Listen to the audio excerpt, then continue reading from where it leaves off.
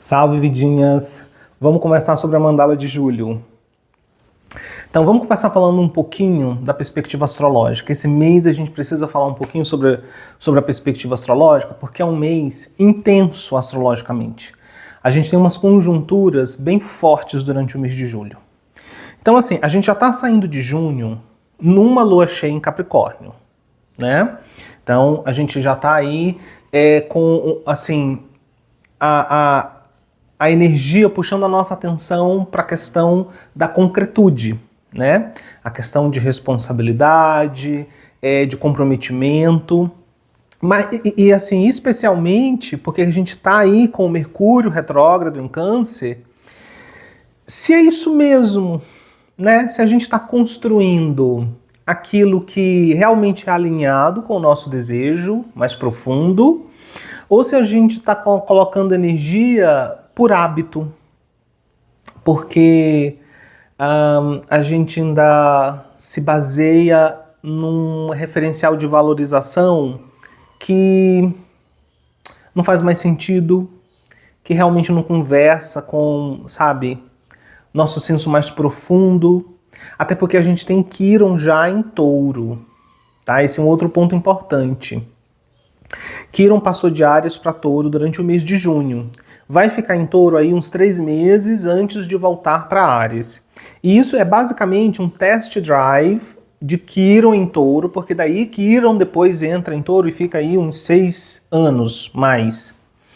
Ou seja, a ferida, as dores que nós vamos começar a trabalhar e ter que tomar consciência, encarar, tem a ver com os temas de Touro, recursos, posses, propriedade, como a gente maneja recursos, seja os recursos naturais, seja os recursos pessoais, mas também valor próprio. Durante a passagem de Quirón por Áries, a gente lidou com várias das feridas ligadas ao nosso senso de eu, né? A identidade, enfim. Em Touro, como eu atribuo valor a mim, né? Em relação, tomando como referência o quê? E aí, muitas feridas se acumulam aí ao longo da vida, né? Porque normalmente a gente usa algum referencial externo para medir o nosso valor, né? Para julgar esse nosso valor. E isso normalmente é cheio de problemas, de toxicidade, né? Então, essa passagem de Quirón por Touro vai nos ajudar a curar alguns aspectos ligados a isso, né? Então, assim, estamos saindo de junho nesse sabor, né? Uma lua cheia em Capricórnio. Lançando luz, chamando nossa atenção, né? Para como nós estruturamos, né? Como nós concretizamos a força que nós estamos colocando na construção, na concretização de algo. Mercúrio, nessa passagem retrógrada aí por Câncer, lança um sabor, digamos assim, emocional, psicológico, emocional nesse processo e nos faz perguntar, pera lá, mas eu estou construindo realmente o que eu quero? Eu estou colocando energia nisso ainda porque é o hábito, é a roda, é o que eu aprendi, o que me ensinaram que deve ser construído, né? E aí Quirón já em Touro lança ainda mais uma camada nesse processo, que é, pera lá, né? Não só as dores relacionadas a como eu manejo o recurso, mas e o meu valor? E o valor que eu dou a mim? Sabe, isso tudo está conectado. Aí, já no dia 30 de junho, nós temos Júpiter passando para Leão, né? E aí todos os grandes planetas, certo? Mudaram de signo, gente. Por isso que junho tem uma qualidade bem intensa. Então, assim, Júpiter entra em Leão, um ano, né? Júpiter passa mais ou menos um ano em cada signo. Então, Júpiter em Leão traz o quê? Expansão do coração. Né? Então, a gente tem temas aí como essa generosidade do coração. Júpiter impulsiona isso. A expansão do amor, né? E do valor, sabe? A coisa leonina mesmo, né? Então a gente também tem aí autoexpressão, criatividade, sabe? Toda essa pegada aí, porque Júpiter expande esse tema de Leão. Por outro lado, temos o lado sombra. E Júpiter também pode expandir o que aí? Vaidade, superficialidade, egocentrismo. Então a gente tem que ter cuidado, porque nem todo mundo vai virar herói e heroína do dia para a noite só porque Júpiter está passando por Leão. Essa energia de expansão também expande o aspecto sombra desse nosso aspecto, tá? Então tudo bem. Esse é a atmosfera em que a gente está saindo de junho e entrando em julho, certo? A gente já entra em julho com um encontro aí de Júpiter com Quíron. Então continuamos lidando esses temas, né, de valor próprio, certo? E as dores relacionadas com isso. Eu vou enfatizar bem a questão do valor próprio pela passagem de Quíron, porque obviamente que tem o aspecto de Quíron que afeta socialmente, coletivamente. E aí, claro, isso vai pegar muito a questão dos recursos, a questão do feminino também, né? Porque Touro tem a ligação com Vênus, né? Então a passagem de Quíron por Touro também vai trazer de volta muitas das dores das feridas ligadas com o feminino na nossa sociedade, né? Na nossa espécie, na nossa coletividade. Então eu estou enfatizando mais o aspecto do valor próprio, porque é o aspecto que entra mais num campo pessoal, né, dessa passagem de Quíron. Então nós temos aí julho começando com essa ativação Júpiter com Quíron. No dia 4 de julho, nós temos um dos grandes momentos astrológicos do ano, que é a interação de Marte com Urano. Marte entrou em Gêmeos, Urano já está em Gêmeos. Lembra que a gente tem esses grandes planetas, né? Júpiter, Saturno, Urano, Netuno, Plutão. Todos esses planetas passaram de signo, ou de terra ou água para ar, fogo. Então nós temos indo de Plutão, né, que saiu de Capricórnio e passou para Aquário, um ciclo enorme, então uma coisa bem coletiva, né, que está retrógrado. Nós temos Netuno, que saiu de Peixes, água, para Áries, e entra em retrogradação dia 7 de julho. Então mais um que vai estar em retrogradação. Nós temos Urano, que saiu de Touro, terra, passou para Gêmeos, ar. Nós temos Saturno, que saiu de Peixes e também entrou em Áries, e vai entrar em período retrógrado durante o mês de julho.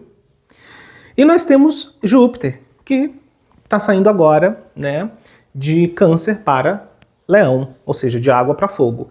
Então isso completa os grandes planetas, a mudança de signo desses planetas, de terra, água para fogo, ar. Então, e aí, esse mês, tudo isso se ativa.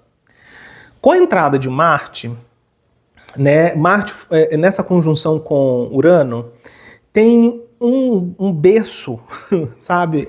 Um liga com o outro, assim, formando um berço mesmo, né? Um losango, assim, de ativação, que é muito poderoso. E isso meio que sela, né? Porque Marte entra aí selando, né? Marte é fogo, né? Ação. Marte entra aí selando toda essa mexida. E depois isso vai ser confirmado por Júpiter e pelo Sol, porque durante o mês de julho, Júpiter vai ativar todos esses planetas, e o Sol também. Então a gente vai ter esses processos ao longo do mês de julho. Por isso que o mês de julho tem muita energia de ar e de fogo, e realmente a gente pode dizer que julho é, assim, o grande ponto catalisador para uma série de processos coletivos que vão ecoar pelos anos que vêm. Sem dúvidas. Então a gente tem esse processo aí no início do mês, envolvendo Marte. Não quer dizer que necessariamente no dia algo de extraordinário vai acontecer. Até porque essas movimentações, né, elas têm, assim, janelas, né, de reverberação. Né? Então a gente vê isso na natureza, a forma como os elementos são ativados antes e depois. E aí muitos dos principais resultados dessas interações acontecem com o tempo, porque é o processo de causa e efeito, né? A maturação dessas sementes, a maturação dessas causas. Então, assim, vamos lá.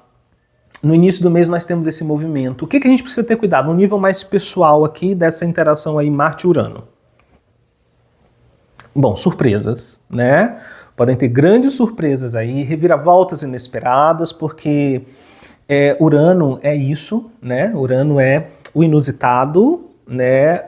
Sabe, a disruptura, e isso sendo ativado com Marte, que é tanto ação, vigor, paixão, mas também violência, ira, guerra, a gente tem uma possibilidade aí bem explosiva. Então, muito cuidado com o que você fala, muito cuidado com o que você vai fazer nesses dias, até porque essa interação aí Marte-Urano, Marte também vai interagir com Plutão durante esses dias aí. Acho que o dia exato, assim, né, da conjuntura é um dia depois, mas assim, tá dentro do mesmo movimento. E aí nós temos, né, para o nível coletivo, todos os riscos que a gente sabe, essa humanidade é louca, enfim, mas no nível pessoal, as pessoas podem agir com muita irresponsabilidade, né? Tente você não agir com irresponsabilidade, mas esteja preparado para lidar com o desafio criado pelo comportamento errático dos outros, das pessoas ao seu redor, né? Cuidado extra com a segurança, cuidado extra com acidentes, né? Nesse período aí do início do mês. E, enfim, para o nível coletivo é isso que eu já falei. Daí para o meio do mês, a gente tem uma lua nova em Câncer. Essa lua nova em Câncer vai envolver, de novo, uma outra série de conjunturas, que aí trazem um sabor mais água. E assim, eu não vou entrar muito nos detalhes, vocês podem pesquisar toda essa coisa de astrologia se vocês têm interesse, mas eu quero mais enfatizar quais são as oportunidades do momento, né? Então, no meio do mês, porque eu acho que no dia 14 de julho, então é 14 e 15, a lua nova em Câncer, tá? Daí a gente tem ali o elemento água do mês, né? Essa lua nova em Câncer lembra lua nova, início, semeadura. E aí a gente tem um grande aporte assim para criatividade, para conexão, para cura, para plantar semente, sabe? Vamos lá. Durante esse mês, Netuno e Saturno ficam retrógrados. Vocês já sabem do que se trata essa passagem de Netuno e Saturno, porque a gente conversou bastante sobre isso em outras leituras. Então, se vocês não lembram, ouçam lá a leitura de fevereiro, em março, por exemplo. Né? A de fevereiro foi quando a gente teve ali o encontro a conjunção, né, de Saturno e Netuno no ponto zero dessa conjunção. Então eu falei bastante sobre isso ali. Agora, eles entram em retrogradação até dezembro. Então, assim, de julho até o final do ano, a gente tem uma grande janela para reavaliar, para rever estratégia e para tomar consciência de se nós investimos, se nós pagamos o preço, digamos assim, por aquilo que realmente é o desejo do nosso coração. Então a gente tem uma janela aí. Lembra que o trânsito desses planetas em Áries é longo, especialmente Netuno é 7 anos, Saturno uns 2 anos e meio. E o grande tema dessa passagem tem muito a ver com aquele desejo do coração. Lembra disso, né? Numa questão de como eu corporifico, de como eu encarno esse desejo do coração, né? Não mais só no plano da idealização, do desejo abstrato, mas assim, como é que eu manifesto isso nesse plano, né? Os passos concretos que eu dou na direção desse desejo do coração. E aí, a gente teve aí meio ano trabalhando esse tema, né? Assim, a vida nos pedindo postura. Na segunda metade desse ano, a gente tem uma janela de oportunidade, não que a gente não continue sendo cobrado em progredir com essa coerência, mas a gente tem uma janela de oportunidade, né, por conta da movimentação dessa mandala energética, de revisar alguns pontos, né, de fazer um balanço aqui desse primeiro passo. Pera lá, alinhei, não alinhei. E aí, essa lua nova em Câncer é maravilhosa para isso, porque ela é uma grande janela da gente refazer votos, né? Da gente refazer compromissos conosco, com o nosso caminho, com, sabe, os nossos ideais mais profundos, com a nossa verdade mais genuína, sabe? Mais essencial. E aí essa janela de oportunidade dessa lua nova nos permite lançar sementes, nos permite conexão, nos permite, sabe, muito menos a questão da razão e da estratégia, mas assim, assentar, sabe, num eixo de conexão mais profundo, de comunhão mais profunda. Então assim, momento de silêncio, de recolhimento, né? Qualquer que sejam as ferramentas que você use para se alinhar, elas são muito boas durante essa lua nova em Câncer. Para o final do mês, a gente vai ter uma lua cheia em Aquário. Essa lua cheia em Aquário vai estar numa conjunção com Plutão e vai estar em oposição ao Sol, obviamente, porque é uma lua cheia, mas assim, o Sol vai estar ali em conjuntura com Júpiter, em Leão. Então a gente tem esse processo. Aí o que acontece? E essa Lua com Plutão aqui, e esse Sol com Júpiter aqui, também vão estar em quadratura, semi-quadratura, em alguns aspectos com outros planetas que vai formar de novo uma pipa. Então a gente tem a outra grande ativação, né, que vai envolver Urano, vai envolver Plutão, porque na segunda metade do mês, Júpiter primeiro entra em vários aspectos com esses planetas. Plutão, Netuno, Saturno, Urano. Depois o Sol entra nesse processo de ativação. Então daí, essa lua cheia, gente, de Aquário, ela que é assim, o auê. Aí é que a trama se adensa. Aí é que a trama se adensa, certo? Porque nesse final do mês daí a gente tem todo o potencial dessa energia ígnea, dessa energia de ar, né? Porque todos esses grandes planetas mudaram para signos de fogo e de ar. E aí a gente tem assim essa lua cheia como, sabe, o grande impulsionador, o grande catalisador de toda essa teia. De toda essa teia. Então assim, questões. A gente tem assim, ó, altas frequências, muitas camadas, muitas surpresas, né? Essa interação Urano e Plutão, que é uma das mais fortes desse ano, né? Ela gera assim, desenvolvimentos muito rápidos. Então a gente vai ter ativações muito intensas num curto período de tempo e todas elas com um potencial de mudança profunda. Não só no nível individual, mas no nível coletivo. E aí digo uma coisa, tá? Isso envolve Júpiter em Leão. Então, no mês de julho, a gente tem outro daqueles portais onde as almas, elas fazem, sem saber ou sabendo, uma escolha. Se elas se elevam ou se elas se afundam no abismo.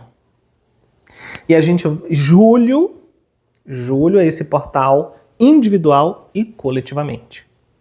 A gente vai ver isso pelas escolhas sendo feitas coletivamente, e a gente pode afetar de alguma maneira, e claro, a gente pode, obviamente, mudar o curso da nossa própria história, pelas escolhas que a gente faz durante esse mês.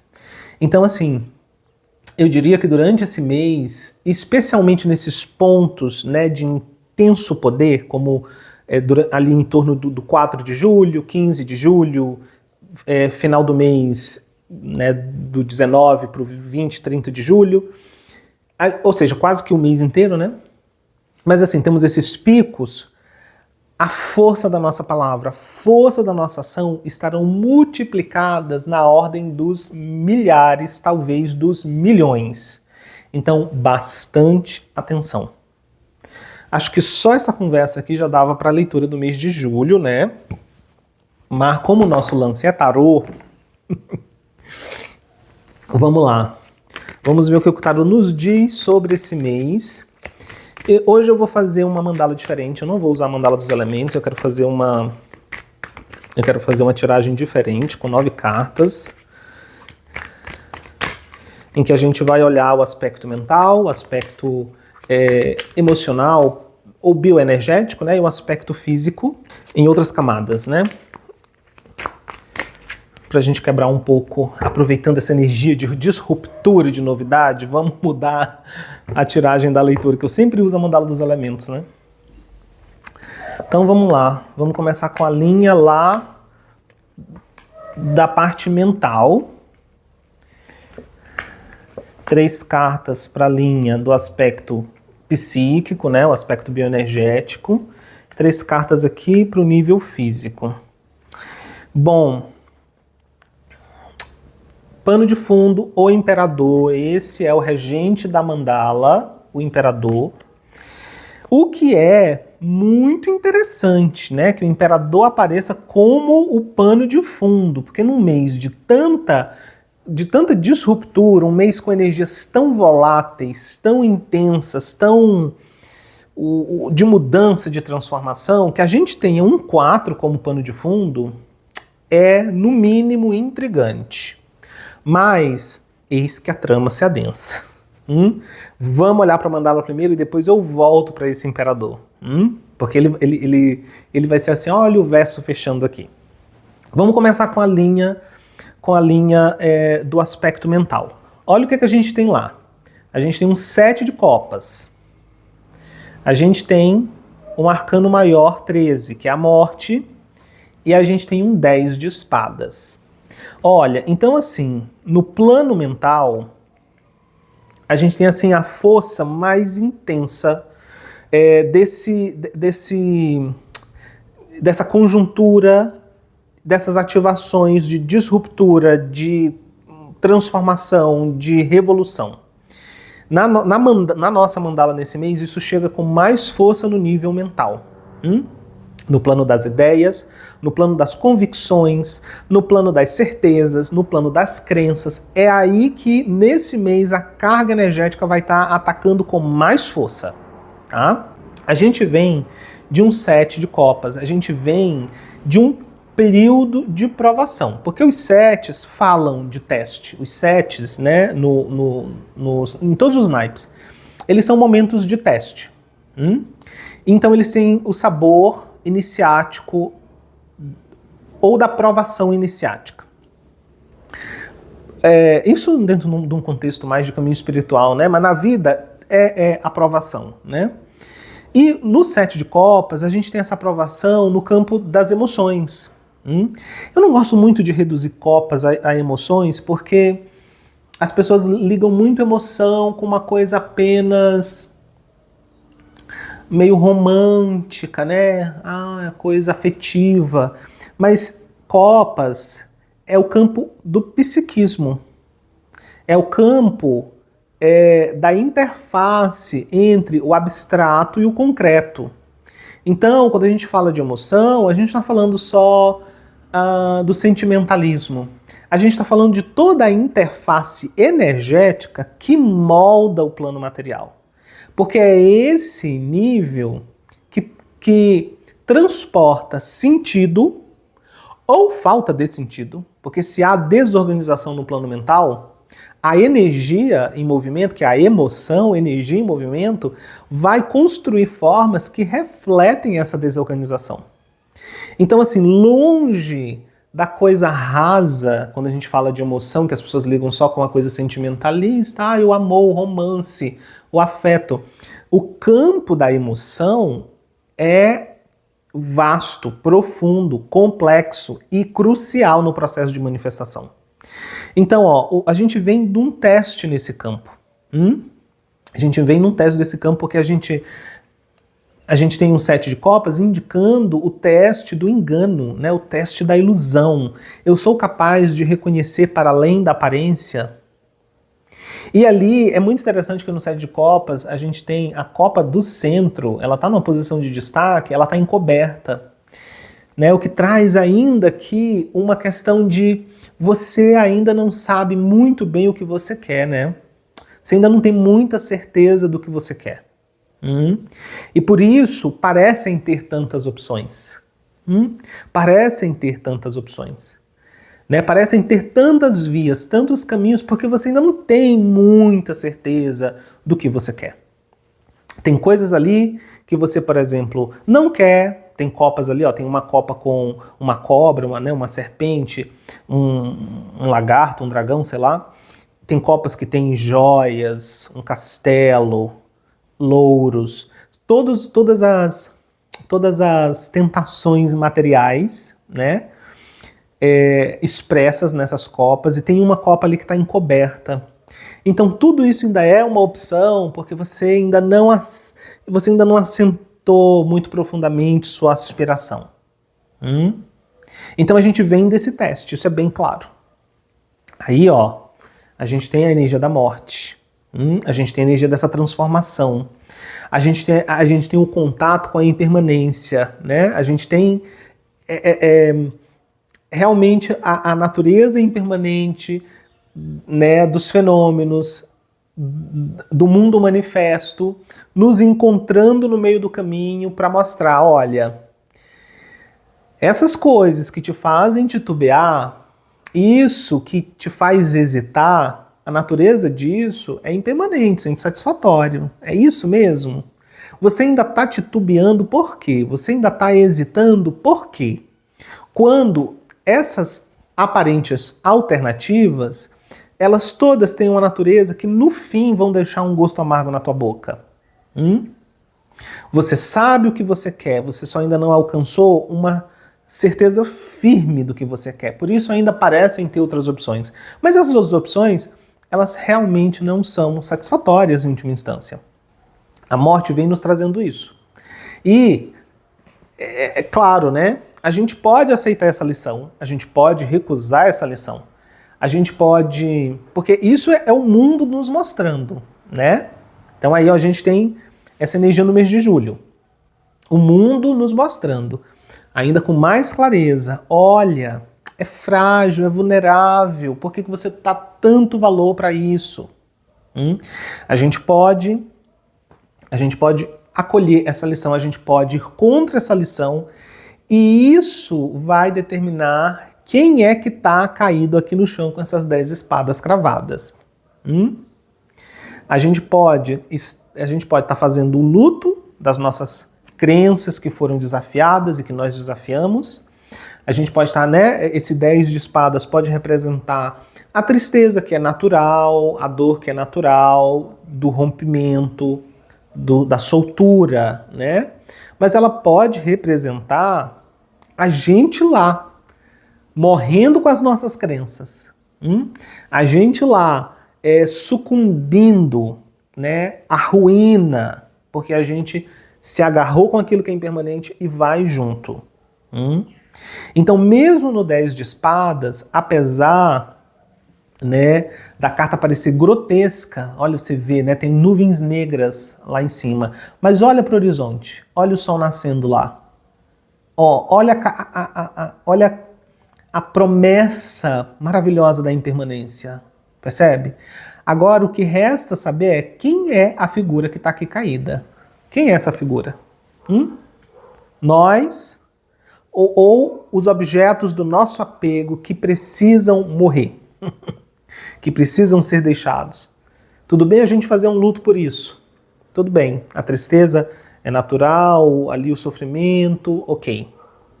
Mas a gente não precisa ficar agarrado nisso, porque senão a gente vai junto com isso. Então, assim, durante o mês de julho, a gente tem essa questão no plano mental. Os objetos do nosso apego, os nossos múltiplos sonhos, ideias, desejos, aspirações, porque nossa energia ainda está dispersa. A gente vem desse lugar de dispersão da energia, né? É isso que Netuno e Saturno em Áries estão nos chamando continuamente a atenção. E eles entrando em retrogradação durante o mês, e isso vai ficar até dezembro, vai ser essa grande oportunidade da gente revisar isso, da gente olhar com sinceridade, com honestidade e fazer exatamente esse processo. De alinhar meta, alinhar propósito. E tudo isso aqui, ó, que é lateral, né, que concorre com a energia que a gente dá para isso aqui, precisa ser visto com clareza. E aquilo que não se alinha com esse propósito aqui vai ter que morrer. Porque senão a gente é arrastado com isso. A gente é arrastado com isso. No campo aqui emocional, ali a gente tem então ali, né, ideias. No campo da mente a gente tem as ideias, premissas, certezas, crenças, né? No campo da emoção, a gente tem o movimento da energia que traduz isso para o plano material. Esse processo, em geral, é muito inconsciente, né? Em geral, a gente não tem muita clareza sobre como uma coisa se relaciona com a outra. Então, o que a gente tem aqui nesse campo?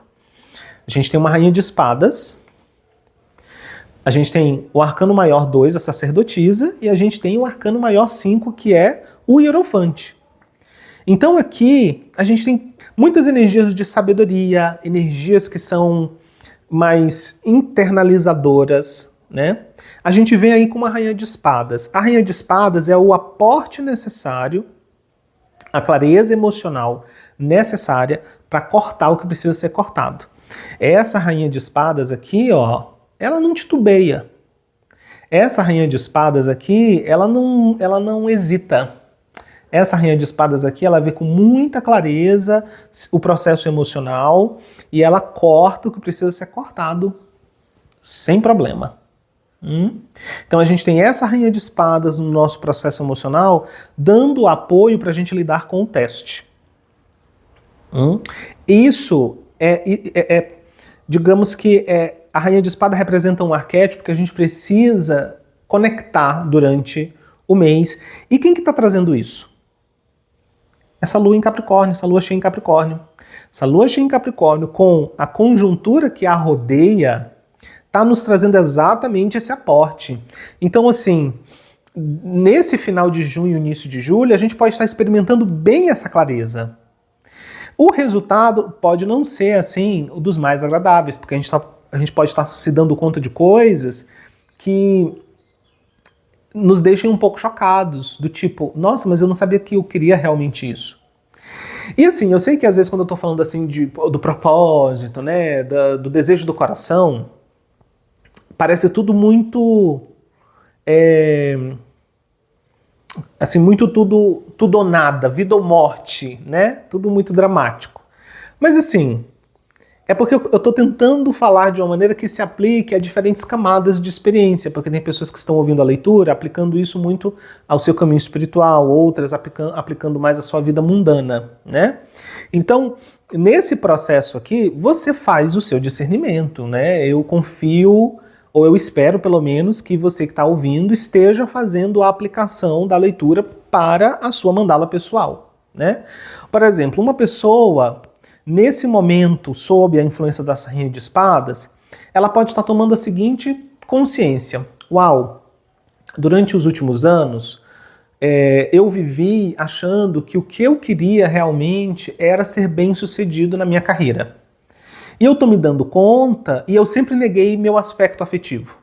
Relacionamento pra mim não tem muita importância, eu tô focado na minha carreira, tô focado no meu trabalho, e aí você tinha várias justificativas e várias ideias do porquê isso, e que podem ser muito válidas para outra pessoa, tudo bem, mas só que não era a sua verdade. E de repente você tá começando a se dar conta de que, poxa,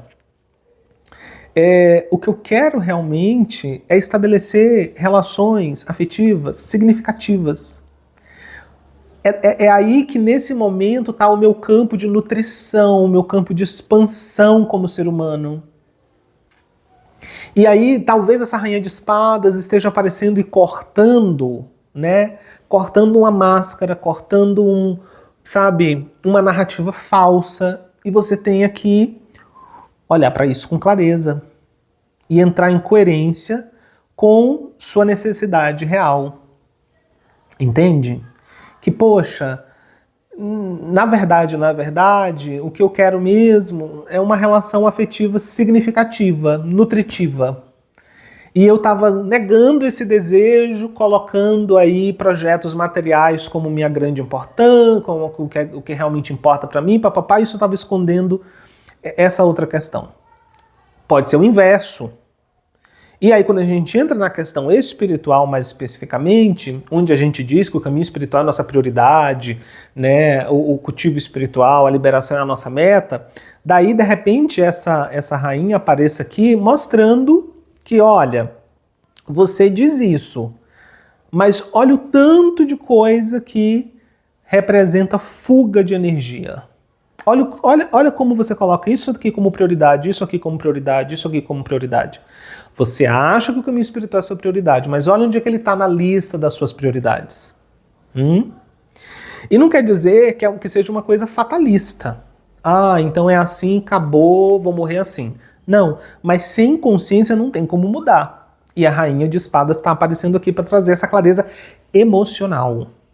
Ela está na linha, ela tá na linha da bioenergia, ela está na linha da emoção.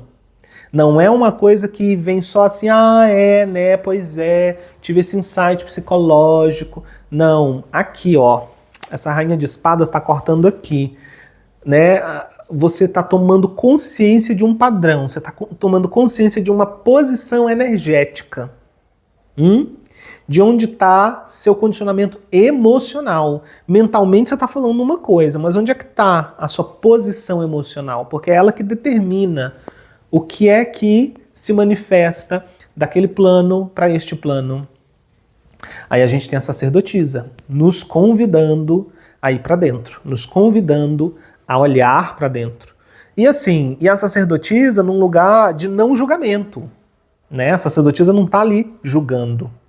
A sacerdotisa contempla, a sacerdotisa observa, a sacerdotisa integra.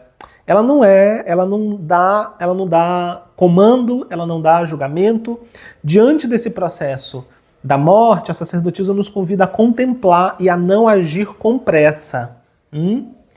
Porque algumas dessas coisas que a rainha de espada tá nos levando a tomar consciência, elas podem envolver experiências assim bem disruptivas, né, nesses dias, nessas semanas. A gente pode estar vendo padrões se manifestar ou tomando atitudes, vendo coisas na gente através do nosso comportamento, das nossas experiências, que possam parecer bem contrastantes, bem incoerentes, e isso traz culpa. Normalmente a gente entra num processo de autocrítica, autojulgamento e culpa, e a sacerdotisa nos pede para suspender o julgamento.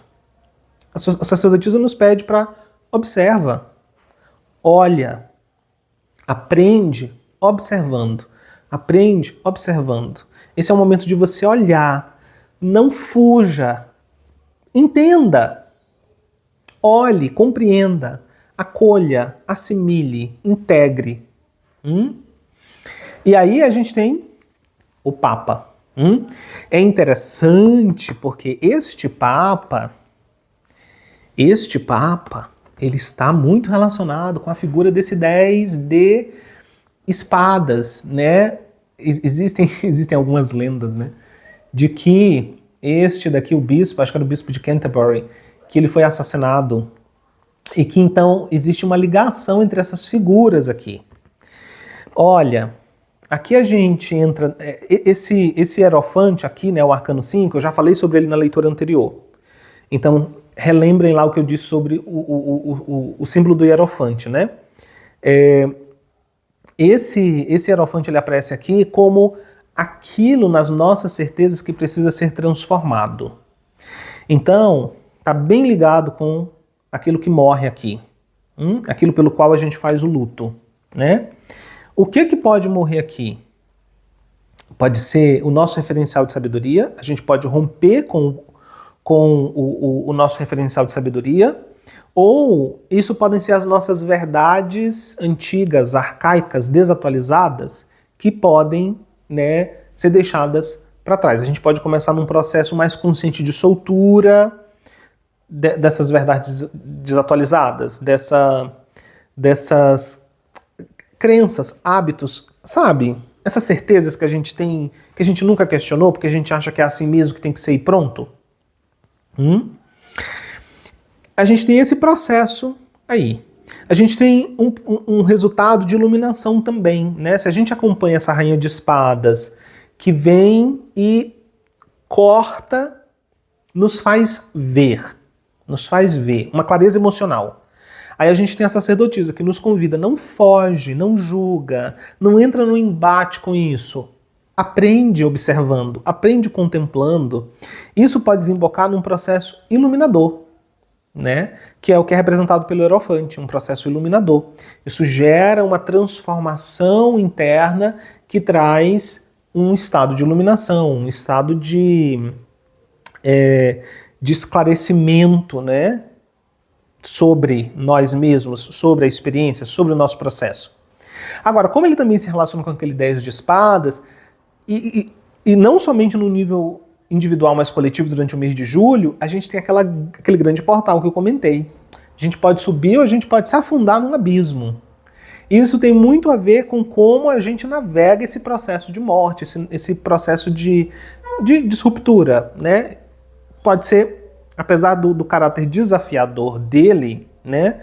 O potencial aqui de a gente lançar bases de um crescimento, sabe, glorioso para o futuro, existe, tá aqui, é possível.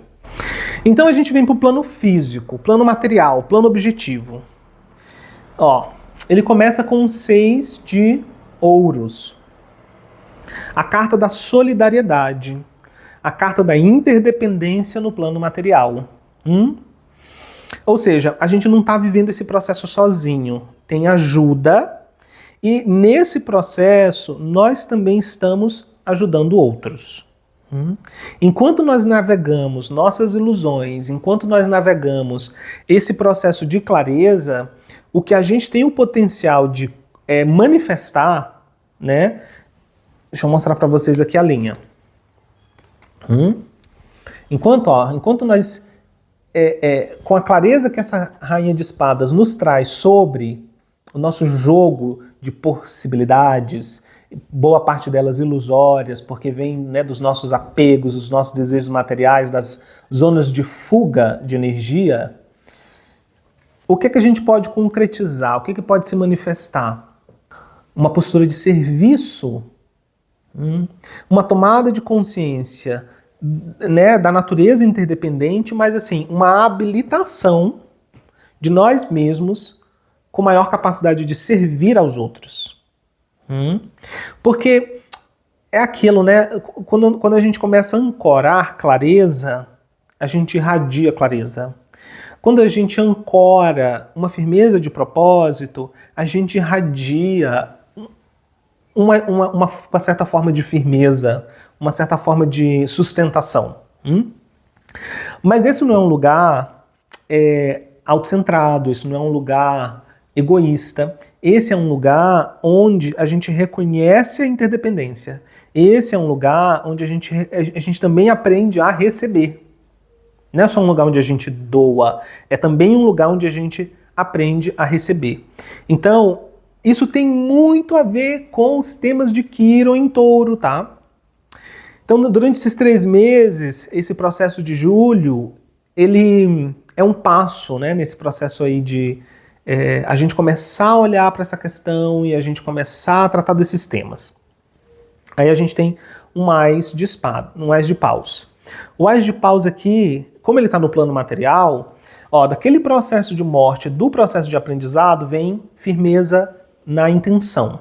Vem intenção firme, vem vontade estabelecida. A gente tem a focalização do nosso poder de criação, da nossa vontade, do nosso desejo. Ao invés disso estar disperso, disso estar indo para diferentes lados, a gente consegue manifestar, sabe, uma maior firmeza de propósito.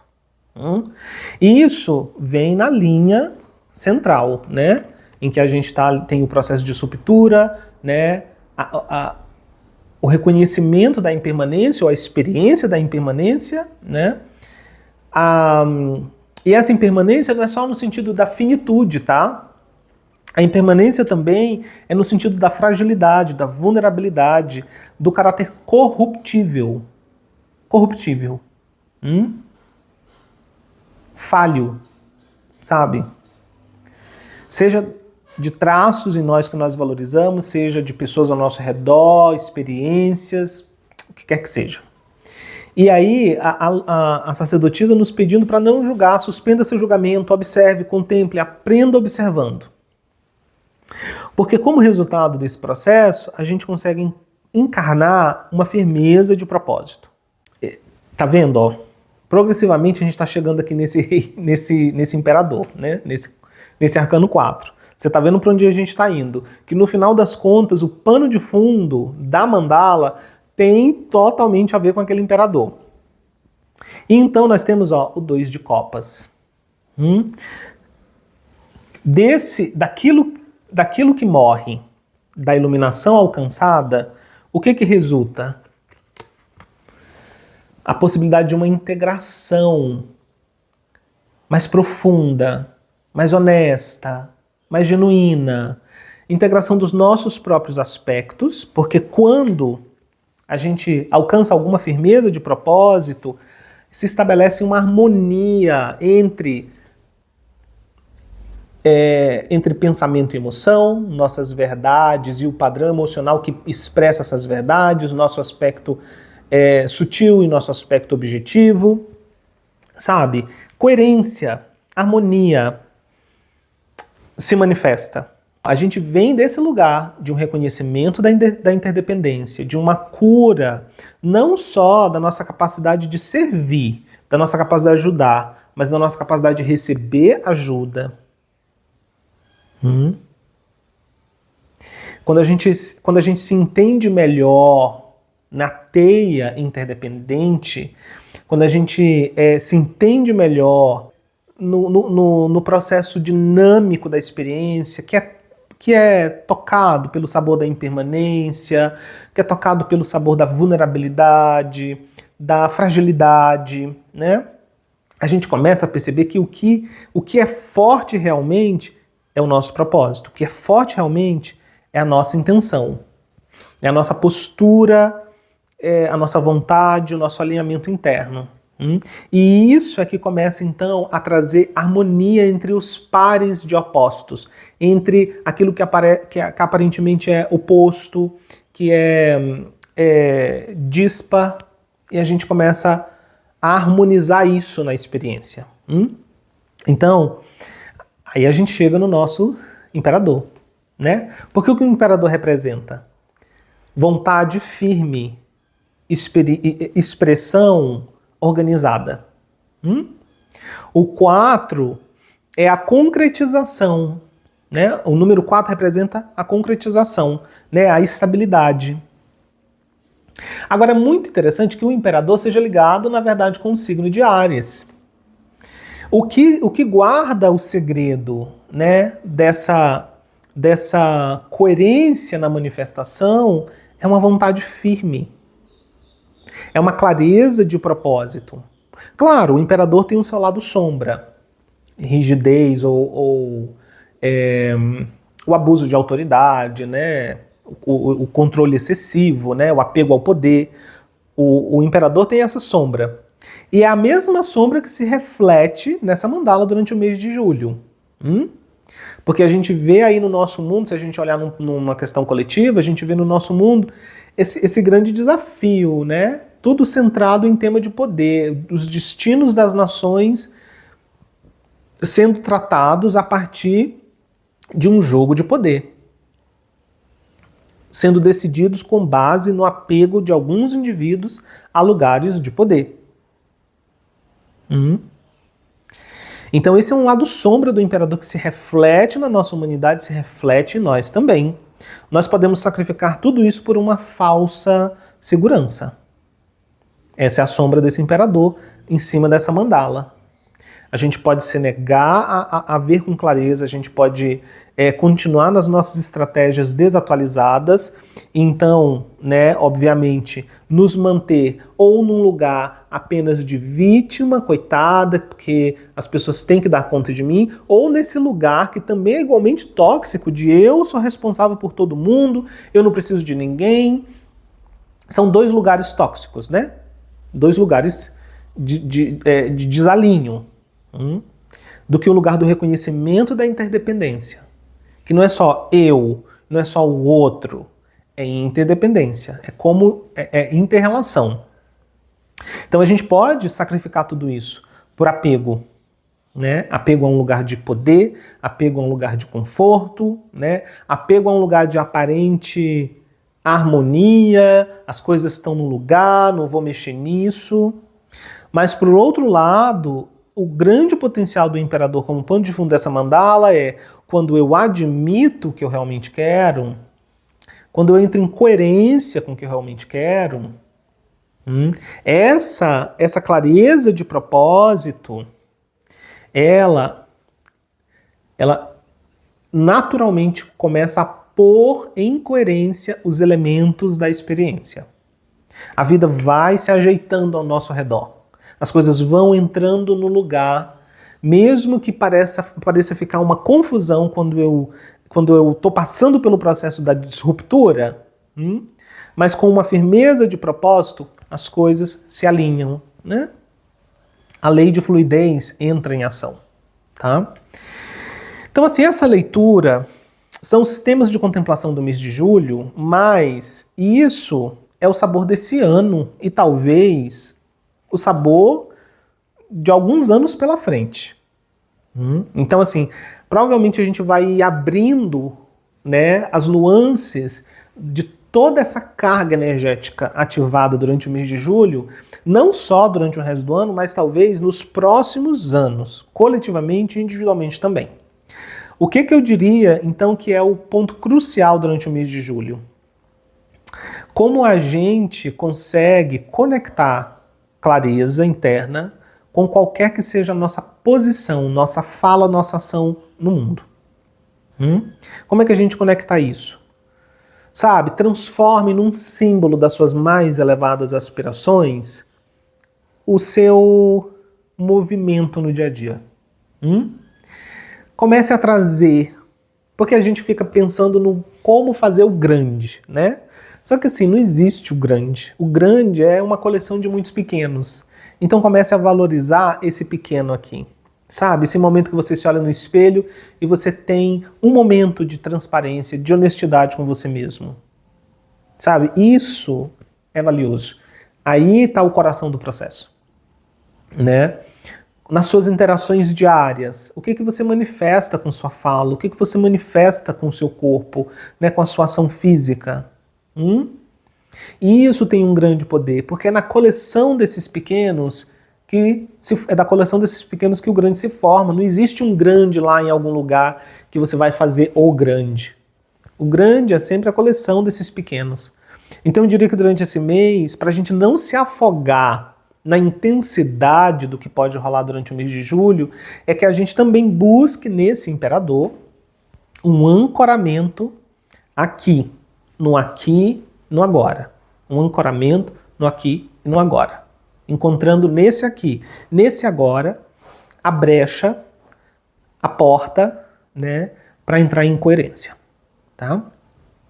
Então é isso. Nossa, foi uma super leitura, né, bem longa, mas esse mês pede, né? Então deixa aí nos comentários como foi o mês de junho para você, como é que tá sendo já essas movimentações de julho. Eu quero ouvir de vocês aí nos comentários, tá? E também curtam esse vídeo, por favor, e compartilhem. Até outra leitura.